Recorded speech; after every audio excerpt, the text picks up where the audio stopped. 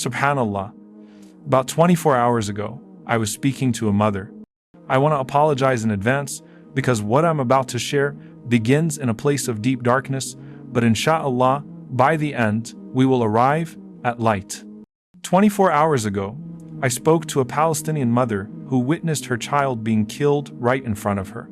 I expected devastation in her voice. I expected grief so overwhelming that words would be difficult to form. But instead, she said something that shook me deeply. She said that when her son was killed, she was about to scream.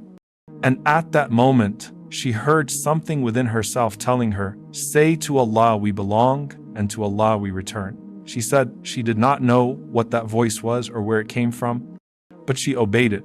And then she said, "As for my son, alhamdulillah, he did not feel pain because he died immediately at the first strike." She said those words came from her heart.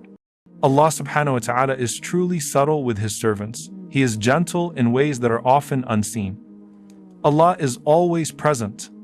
And the more taqwa a person has, the more clearly they are able to perceive His presence and His power.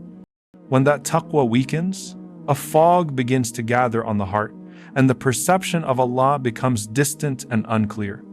Tonight, I want to begin by addressing a question that I have heard repeatedly over the past few months, not from the people of Gaza themselves, not from the people of Palestine, but from those who are watching them from afar.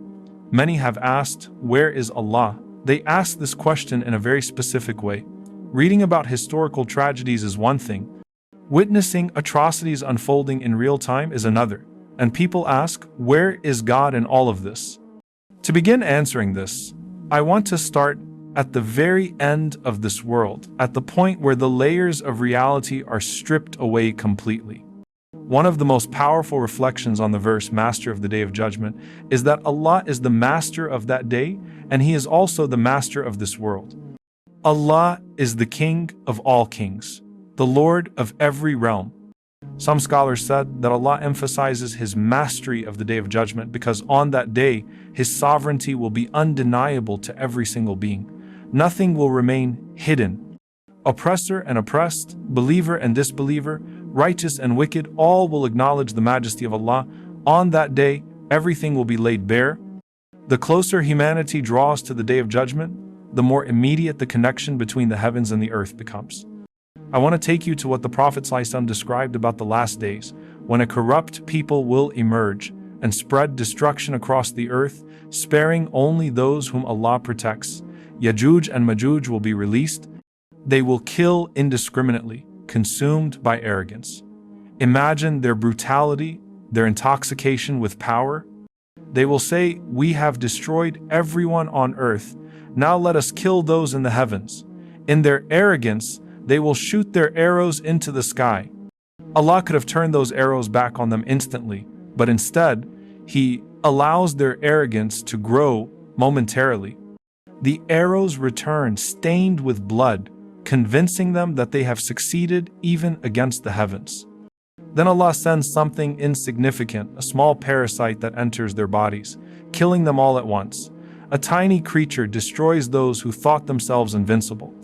The believer sends someone to confirm what has happened, and he finds them all dead.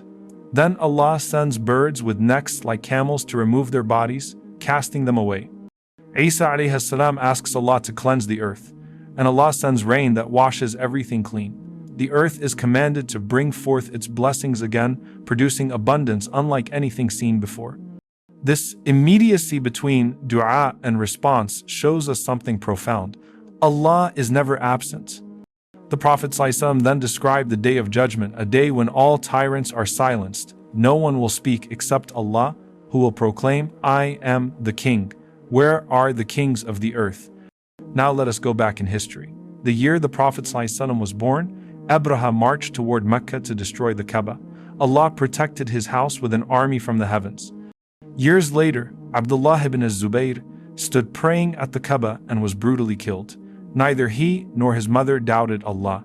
They focused only on meeting Allah in the best state. Later, a deviant group massacred 20,000 pilgrims in 930 CE, stole the black stone, and desecrated the Kaaba. For years, Hajj was impossible. If you lived then, you might have asked, where is Allah? But Allah's plan unfolded in His time. The tyrant was destroyed, and the Ummah was restored.